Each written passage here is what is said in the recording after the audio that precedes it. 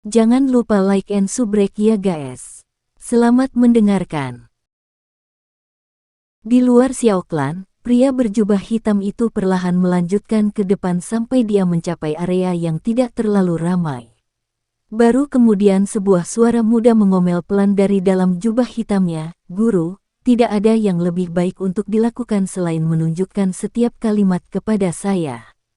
Jika mereka mengetahui hal ini, saya tidak dapat menjamin bahwa saya tidak akan menawarkan Anda." Petik 2. Hehe, saya hanya mengungkapkan perasaan saya. Jika bukan karena Xiao Zhan yang memperlakukan Anda dengan baik sejak Anda masih muda, di mana saya akan menemukan murid yang begitu baik? Karena itu, saya pantas berterima kasih padanya. Suara tua itu bercanda dan tertawa. Jika saya memberi mereka pil, ayah Anda yang berhati-hati pasti akan percaya bahwa saya memiliki beberapa motif tersembunyi. Tanpa daya menggelengkan kepalanya, Xiao Yan melihat sekeliling sebelum bertanya, "Kemana kita akan pergi sekarang?" "Menuju rumah lelang sehingga kita bisa memberikan key gathering powder kepada mereka, untuk menghindari berhutang pada mereka.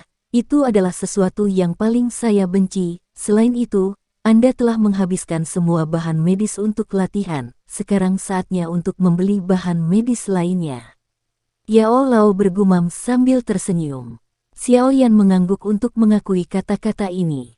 Dengan beberapa harapan, dia tersenyum manis dan bertanya, "Guru, bisakah aku saat ini dihitung sebagai alkemis tingkat pertama?" "Cih, kamu pikir hanya karena kamu memperbaiki obat untuk beberapa hari, kamu telah menjadi seorang alkemis? Obat penyembuh adalah jenis obat mujarab yang paling sederhana. Memurnikan hal semacam itu bukanlah hal yang bisa dibanggakan." Yao Lao mencibir, dengan kejam menyiram Xiao Yan dengan air dingin. Memutar matanya, Xiao Yan agak murung, "Lalu kapan aku bisa benar-benar dianggap sebagai alkemis tingkat pertama?" Di dunia alkimia, persyaratan minimum untuk alkemis tingkat pertama adalah mampu memurnikan pil jenis pelet dan bukan jenis pil sederhana di mana yang harus Anda lakukan hanyalah mencampur esensi menjadi pasta. Sepertinya ada jarak yang cukup jauh bagiku untuk pergi. Mendengar persyaratan ini, Xiao Yan tanpa daya menggelengkan kepalanya dan melangkah maju menuju rumah lelang di alun-alun kota. Pada pertanyaan ini, hati Ya Fei sedikit menegang dan ekspresi wajahnya yang cantik sedikit berubah. Secara diam-diam berbagi pandangan sekilas dengan Guni, dia diam-diam ragu-ragu sejenak sebelum menjawab, "Sebelumnya klan Jia Lai memang telah membeli bahan obat senilai hampir 100.000 emas dan bahan-bahan medis ini juga memiliki beberapa khasiat penyembuhan." Sedikit memiringkan kepalanya, suara lamanya tiba-tiba menghilang dalam keheningan. Perubahan suasana yang tiba-tiba dari pria berjubah hitam ini menyebabkan hati Ya Fei merasa agak gugup. Dia sudah lama tahu bahwa yang pertama sedang bersiap untuk membantu klan Xiao, namun rumah lelang terus menjual sejumlah besar bahan obat ke klan Jia Lai. Meskipun dia tidak tahu temperamennya, sangat mungkin pria tua ini akan menyimpan dendam terhadap rumah lelang. Suasana di aula secara bertahap menjadi menindas. Melihat ke arah pria berjubah hitam yang diam, Ya Fei mulai merasa gelisah. Jika bukan karena Guni terus-menerus menghentikannya dengan penampilannya, dia pasti sudah membuka mulutnya sejak lama. "Kalian berdua pasti tahu apa yang ingin kulakukan dengan membeli begitu banyak bahan obat terakhir kali kan?" Beberapa saat kemudian, suara tua itu akhirnya memecah kesunyian yang mencekik. Sedikit menggigit bibir merahnya, Ya Fei sedikit menganggukkan kepalanya dan menjawab dengan nada rendah, "Tuan bermaksud untuk memperbaiki bahan menjadi obat penyembuhan untuk membantu Xiao Clan?" "Ya. Tepat sebelum aku datang, aku menyerahkan semua obat penyembuhan yang dimurnikan kepada Xiao Clan." Sedikit mengangguk, Yao Lao berkata dengan suara yang dalam, "Mungkin dalam 2 hari lagi, klan Xiao dan klan Jia Lai akan mulai menggunakan obat penyembuh untuk memperebutkan popularitas di kota Wutan." Menghadapi topik seperti ini, Ya Fei tidak tahu bagaimana menjawabnya, jadi dia hanya bisa dengan cerdik menjaga diamnya. Pembuatan obat penyembuhan membutuhkan banyak bahan medis bermutu rendah. Di kota Wutan, selain rumah lelang primer, tidak ada kios obat lain yang mampu menyediakan jumlah sebesar itu. Melihat Yafei yang tanpa kata, Yao Lao terus berkomentar pada dirinya sendiri. Pada tahap akhir dari pertarungan pengobatan penyembuhan ini, selain harga dan kualitas, ketersediaan bahan obat yang cukup merupakan faktor kunci. Jadi, saya berharap rumah lelang primer akan menolak untuk menyediakan bahan obat klan Jia Lai mulai sekarang. Saat suara Yao Lao bergema, garis pandang Xiao Yan menembus mantel hitam dan fokus pada kecantikan dewasa yang secantik roh rubah. Dia memiliki kurang dari 2 bulan tersisa di kota Wutan dan dengan demikian, dalam waktu ini, dia harus membantu ayahnya untuk mengalahkan klan Jia Lai. Hanya dengan begitu dia bisa pergi dalam perjalanan pelatihan dengan Yao Lao dengan nyaman. Wajah menawan Yafei sedikit berubah saat dia mendengar kata-kata Yao Lao. Dalam posisi yang sulit, dia berkata, "Tuan, rumah lelang primer kami memiliki aturan yang melarang kami terlibat dalam segala jenis konflik antar klan. Jika kami menyetujui permintaan Anda, itu sama saja dengan membantu klan Xiao secara tidak langsung. Ini tidak sesuai dengan aturan kami. Aku bisa membuatkan 2 key gathering pills untukmu tanpa biaya," kata Yao Lao, tidak terganggu. "Tuan, ini bukan masalah obat mujarab. Sungguh, bujukan 2 pil pengumpul ki menyebabkan tangan halus Yafei bergetar, namun dia terus bertahan. 3 pil. Tuan, Yafei memaksakan senyum, tepat di sampingnya, wajah Guni berkerut, 3 pil gathering ki. Itu akan bernilai setidaknya 500.000 emas, kan? 5 pil. Suara tua yang dipersenjatai dengan nada acuh tak acuh tanpa henti menabrak garis dasar di hati Yafei. HRRR, mata besar Yafei menutup saat dia dengan ringan menghirup udara dingin. Setelah sekian lama, matanya tiba-tiba terbuka. Yafei tertawa pahit saat dia berkata, "Tuan, Anda menang. Mulai sekarang, rumah lelang primer tidak akan pernah lagi menyediakan klan Jia Lai bahan medis apapun." Petik 2. Keinginan Nona Yafei memang agak di luar harapanku. 1 bulan kemudian saya akan bawa barang. Tentu saja hanya jika rumah lelang primer tidak mengecewakan saya, kata Yao Lao sambil tertawa kecil. "Tuan, tenanglah, Yafei tahu siapa yang penting dan siapa yang tidak terlalu jelas. Bagaimanapun, Yafei sudah mengalami bertahun-tahun di rumah lelang, jadi dia dengan cepat tenang. Antara klan Jia Lai dan seorang alkemis yang setidaknya berada di tingkat keempat, sama sekali tidak ada perbandingan. Pilihan tidak sulit dibuat, sebenarnya, kesulitan sebenarnya terletak pada bagaimana memilih momen terbaik untuk mendapatkan keuntungan terbesar dan Yafei sangat puas dengan hasil saat ini. Hanya setelah melihat pria berpakaian hitam itu berjalan keluar dari ruang tunggu, puas dengan bahan-bahan di tangannya, Yafei akhirnya bisa merilekskan bahunya. Tubuhnya dipeluk di atas kursi, membuatnya tampak seperti rubah yang meringkuk. Posisi lesu miliknya ini memiliki daya tarik yang khas. "Tuan yang terhormat ini benar-benar berani," kata Yafei dengan kepala menempel di sandaran kursi yang dingin. Di sampingnya, Guni mengusap dahinya, mendesah. 5 pil mengumpulkan bubuk ki. Memang benar bahwa dia adalah alkemis tingkat 4, tapi tetap saja, bukankah caranya menjalankan bisnis agak megah? Yafei mengangguk dan mengerutkan bibirnya yang merah dan kecil sebelum melanjutkan untuk mengejek dirinya sendiri. "Kupikir aku bisa bertahan melawan tekanannya, tapi siapa sangka." Guni tertawa, menjawab, "Jika itu adalah saya pada posisi Anda, saya khawatir saya akan menyerah pada saat dia menyebutkan pil ketiga. Anda mampu melebihi ekspektasi saya dan bertahan sampai yang kelima, jadi banggalah." Petik 2. Apa yang saya tunjukkan adalah ketekunan.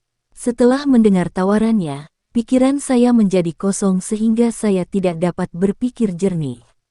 Tapi siapa sangka bahwa dia akan begitu maju dengan permintaannya dan melemparkan 2 pil tambahan, kata Yafei sambil memutar matanya. Dia tidak bisa menahan diri untuk tidak menertawakan situasinya. "Nah, fakta adalah fakta dan pikiran Anda yang kosong membantu Primer Auction House memperoleh pendapatan tambahan 400.000.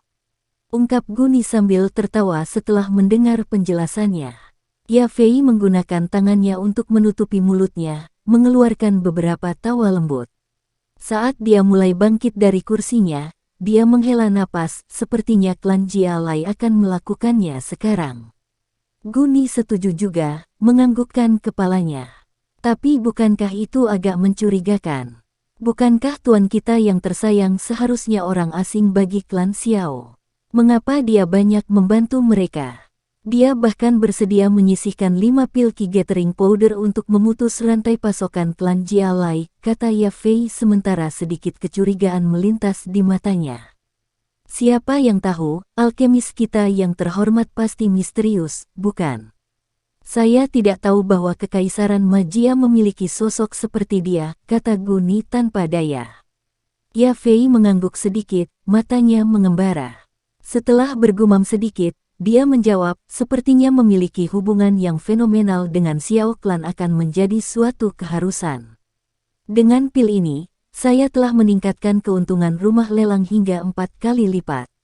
Mari kita lihat apakah ada yang bisa mengungguli saya pada penilaian karyawan berikutnya, oke. Petik 2. Bibirnya. Xiao Yan menghentikan langkahnya saat dia dengan elegan melambai ke arah Xiao Mei tanpa berbalik, dengan tenang menjawab, tidak masalah. Menatap sosok Xiao Yan yang mundur, tiba-tiba Xiao Mei mengumpulkan keberaniannya untuk bertanya, Xiao Yan Biaoge, maukah kamu berpartisipasi dalam tes pendaftaran untuk Akademi Jianan? Mungkin. Dengan kedua tangan di belakang kepalanya, Xiao Yao perlahan dan perlahan pergi, meninggalkan kata ini. Ketika Xiao Mei mendengar jawaban Xiao Yan, wajahnya yang mendung tapi cantik akhirnya menjadi cerah. Mencubit tangannya, dia berdiri di tempat saat dia melihat sosok Xiao Yan akhirnya memudar dari pandangan sebelum mendesah ringan dan pahit dan berbalik untuk pergi. Xiao Yan berjalan-jalan di klan sebelum akhirnya tiba di depan kamar yang luas. Dengan ringan mengetuk pintu, dia perlahan membuka pintu dan masuk. Di dalam ruangan, Xiao Zhan dan ketiga tetua sedang mendiskusikan sesuatu tetapi ketika mereka melihat Xiao Yan masuk, mereka menutup mulut mereka bersamaan. Ayah, kamu sedang mencari saya. Dengan senyum di wajahnya, Xiao Yan berjalan dan bertanya. Xiao Zhan balas tersenyum saat dia menganggukkan kepalanya, melirik ketiga tetua, dia ragu-ragu sebelum bertanya dengan suara rendah, kamu seharusnya melihat tuan tua itu kan? Iya. Xiao Yan memiringkan kepalanya, tentu saja dia tahu apa yang dimaksud Xiao Zhan. Apakah kamu tahu dari mana asalnya? Xiao Zhan bergumam, saya baru mengenalnya dalam waktu yang singkat, bagaimana saya bisa mengetahui tentang asal-usulnya? Ini adalah kata-kata Xiao Yan yang menyentuh hati karena dia benar-benar tidak tahu persis dari mana Yao Lao berasal. Tapi aku tahu dia adalah seorang alkemis. Xiao Yan tersenyum dan menambahkan. Omong kosong. Xiao Zhan memutar matanya saat dia tersenyum penuh dengan omelan main-main. Xiao Zhan menggelengkan kepalanya dan tertawa. Dengan suasana hati yang sangat baik, dia terus menanyakan beberapa pertanyaan lagi kepada Xiao Yan tentang Yao Lao. Namun, jawaban Xiao Yan yang kacau dan konyol berarti bahwa pada akhirnya, Xiao Zhan tidak berhasil menemukan apapun. Dasar bocah nakal, aku bahkan tidak tahu apakah kamu berpura-pura. Saat dia menatap Xiao Yan yang tampaknya benar-benar bodoh, Xiao Zhan tidak bisa membantu tetapi menggelengkan kepalanya tanpa daya. Dengan tangannya yang berkembang pesat, dia terus berbicara, lupakan, pergi dan lanjutkan apapun yang Anda lakukan. Jika Anda bertemu Pak Tua itu di masa depan, cobalah untuk tidak menyinggung perasaannya. Masa depan klan Xiao bergantung padanya. Petik 2. Xiao Yan mengangkat bahu, menolak berkomentar. Xiao Yan, auramu saat ini sepertinya kuat. Tetua pertama menatap Xiao Yan dan tiba-tiba tergagap. Pada kata-kata tetua pertama, Xiao Zhan juga terkejut, memusatkan pandangannya untuk menyapu Xiao Yan. Sesaat kemudian, mulutnya perlahan menganga dan dia berkata dengan takjub, kamu telah membuat terobosan untuk Doze. Mendengar kata-kata ini, sudut mulut tetua kedua dan ketiga ditarik terpisah, saat mereka menatap dengan tidak percaya pada pemuda di depan mereka. Xiaoyan menggaruk kepalanya sebelum dengan polosnya merentangkan tangannya. Kurasa begitu, aku hanya berlatih dan berlatih seperti biasa dan kemudian entah bagaimana membuat terobosan. Sudut mata Xiao Zhan melonjak, terkejut dengan perkembangan ini. Dia tidak tahu apakah harus tertawa atau menangis dan berkata, pelatihan, macam apa itu? Selama periode waktu ini, Xiao Zhan sudah terbiasa dengan keajaiban yang diciptakan oleh Xiaoyan. Dengan lambaian tangannya, Xiao Zhan memaksakan senyum dan berkata, senang sekali kau membuat terobosan, jika kau punya waktu pergi ke asosiasi pengujian peringkat untuk menerima lencana peringkat. Xiaoyan mengangguk, sudut mulutnya terangkat dengan main-main, lalu bisakah aku pergi sekarang? Sejujurnya, saya hanya berlatih dan kemudian menerobos. Kamu sudah bisa pergi, memutar matanya, Xiao Zhan dengan bercanda memarahinya. Anak muda ini hanya mengacak-acak bulu orang. Apakah dia benar-benar tidak tahu bahwa ketika ketiga tetua ini mengembunkan kisai klone mereka gagal 2 kali berturut-turut sebelum menjadi doze. Menatap wajah kaku dari 3 tetua, Xiaoyan menyeringai dan tertawa. Baru setelah Xiao Zhan mulai memarahinya lagi, dia bergegas keluar dari ruang kerja. Mendengar tawa yang memudar dari pemuda itu, wajah ketiga tetua itu sedikit mengendur. Melihat satu sama lain, mereka tidak bisa menahan tawa dengan wajah penuh kepahitan. Sekian dulu ya guys. Terima kasih sudah mendengarkan, bye-bye.